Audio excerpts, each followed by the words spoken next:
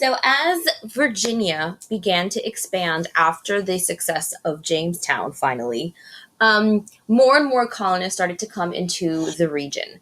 And a system known as the headright system was established in order for the tobacco industry to grow because tobacco then became a very popular crop. It was making a lot of money for Britain, and they wanted to continue the growth of tobacco within the colony of Virginia. So the headright system, it was based on the fact that any man who was able to pay his way across the ocean, so they were able to pay their own passage from Britain to Virginia, they were granted 50 acres of land. And 50 acres of land for every person that he was able to bring with him, including women and servants, right? So, of course, very wealthy people back in Britain who were able to do this and bring their whole family with them ended up with large amounts of land here in Virginia and were then able to establish these huge plantations, will become known as plantations, which needed a lot of people to work on them. So the first types of laborers that were used on these plantations were indentured servants, right? And these were workers who came over, a large number of them coming from Britain or from Germany, and they signed a contract agreeing to work for a number of years, between 4 to 7 years, in exchange for their passage over here. And after their contract was up, after they worked the amount of time, they were then free to be able to start their own life here in the colonies.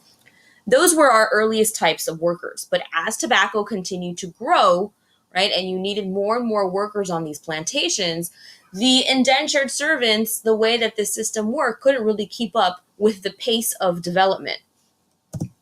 So in 1619, we had the first Africans that were brought over as slaves into the colonies. And they were able then to increase the work, right? And because it was cheaper for the slaves, you were able to use slaves lifelong. Indentured servants were only temporary, and then you kept having to get more indentured servants. Slaves now were lifelong, they were slaves, and then their children would continue to be slaves. So it was a more profitable system and a more efficient system for the colonists. So, of course, once slavery came into the colony, then slaves were used predominantly as the type of labor in order to work on the plantations.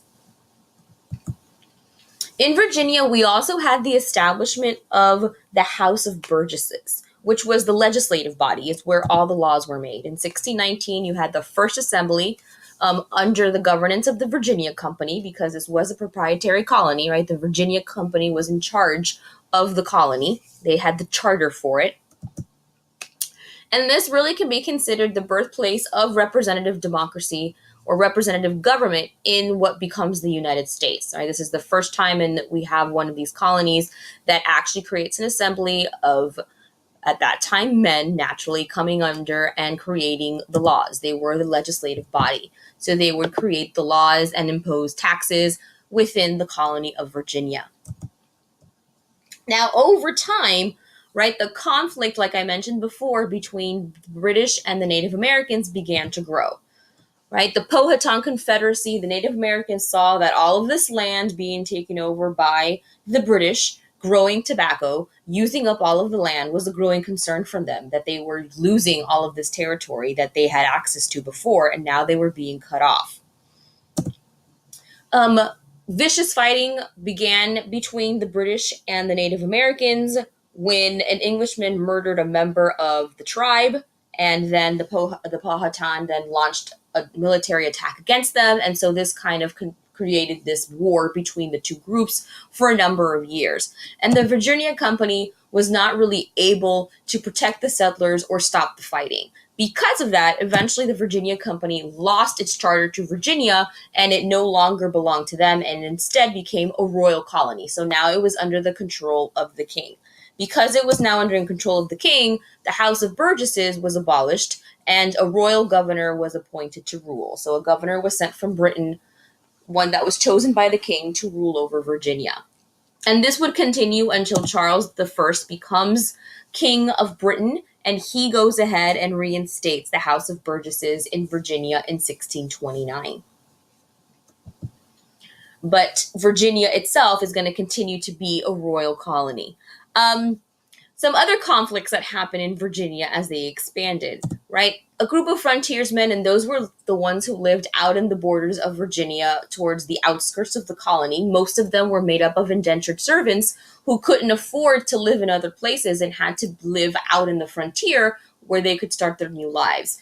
Many of these frontier people really felt that they were not being protected by the government. They had very high taxes imposed on them, and they felt that they didn't get enough protection against the Native Americans around them, who at this time were very aggressive towards the colonists being in the region. So Nathaniel Bacon, one of these frontiersmen, and a group of others decided to lead a rebellion against Virginia.